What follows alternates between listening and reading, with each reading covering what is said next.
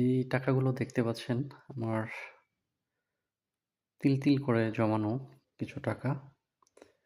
প্রতিদিন ৳৫, ৳১০, ৳২০, ৳৫০ যখন যেটা পারছি এই প্যাকেটে করে ছোট, ছোট করে প্যাকেটে করে রেখে দিয়েছি প্রতি মাসে। আমি অনেক কষ্ট করে এই টাকাগুলো জমা করেছিলাম। তো বিশেষ প্রয়োজনে আমার টাকাগুলো এখন খরচ করতে হচ্ছে। তো আসলে তিল করে গোছালে উম